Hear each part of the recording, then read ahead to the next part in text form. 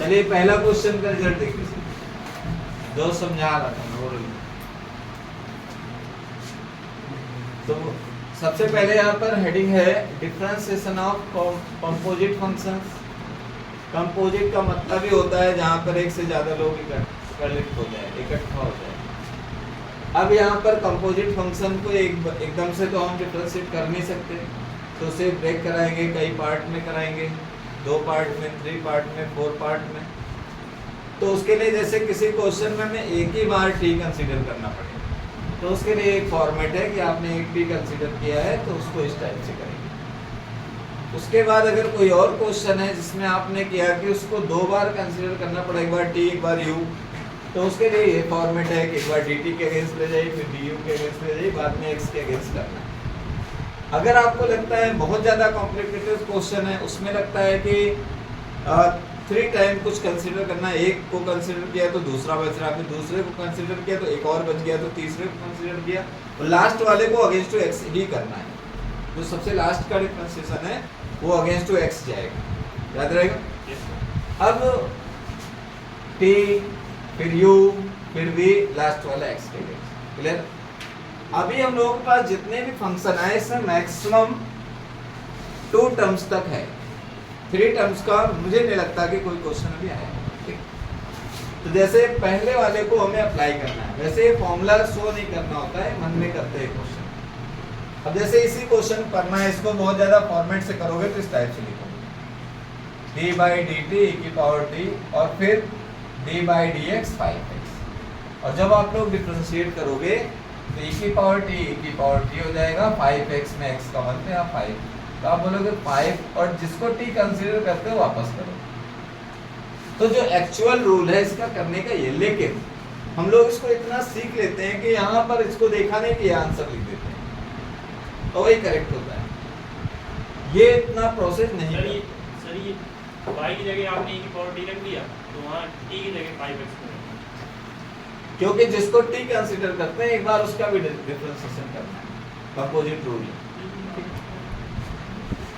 tan 5x का भी वही फंडामेंटल है, इसको लिखा d by d T tan t, d by d x 5x, 5x का 5 आएगा, sec स्क्वायर 5x और 5।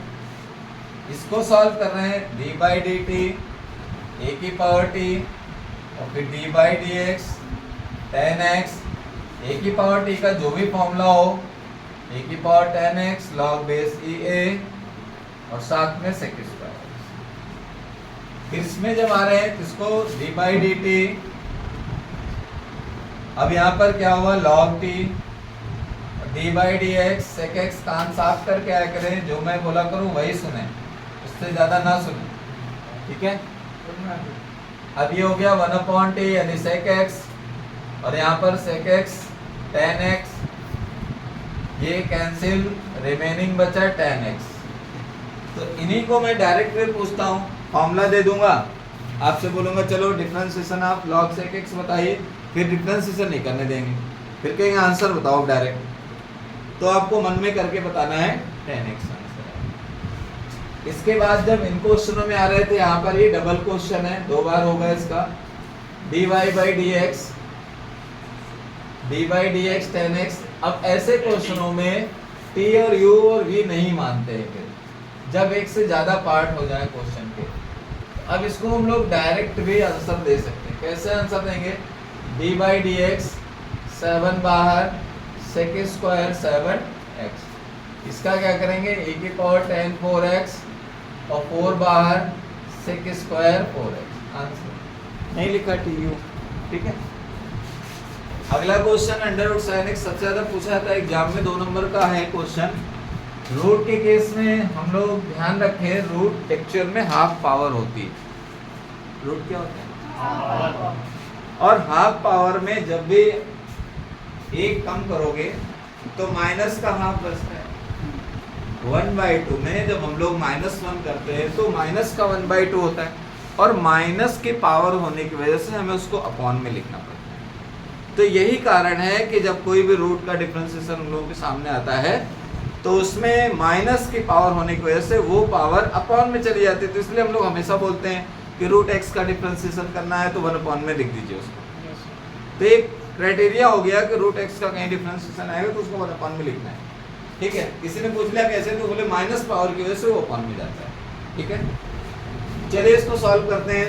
जब इसको रूल के अकॉर्डिंग सॉल्व कर रहे थे तो ऐसे लिखा d by d t under root t और फिर d by d x sine x. तो देखिए हम लोग जानते हैं कि साइन एक्स का कॉस एक्स है और इसका हो गया 1 अपॉन रूट टी, ये हो गया कॉस एक्स और 1 अपॉन रूट साइन एक्स। ठीक है, आंसर हो गया, क्लियर हुआ। अगले क्वेश्चन में आ रहे थे under root 10x। Most important question से पेपर मिलते हैं बोर्ड एग्जाम पे। अब आपको अनसॉल्व पेपर में मैं क्वेश्चन भी दिखा दिया करूंगी। ये देखो ये क्वेश्चन आया है, हर क्वेश्चन को मैं दिखा सकता हूँ कि कौन सा क्वेश्चन किस बार है। अगर तैयार करना है तो अभी तैयार करें। इसमें आ जाइए d by d t under root t d by d x 10x। सब लोगों को पता है 10x का क्या होता है 1 अपॉन 2 रूट, यहाँ पर एक 2 भी लगेगा, किसी ने बोला नहीं है। 1 अपॉन 2 अंडर रूट का जब डिफरेंशिएशन लगता है तो 1/2 लगता है 1/√2। वो वाला पहले का सेक वाले में सुनाई दिया था ना सेक वाले में तो सुनाई दिया था, वो आपने ज्यादा तेज बोल दिया। ठीक है। तो ये हो गया sec square x upon 2 root क्या हो जाएगा 10x। ठीक है, अब log x का इसी टाइप से आप लोग कन्वर्ट करिए, मत करिए।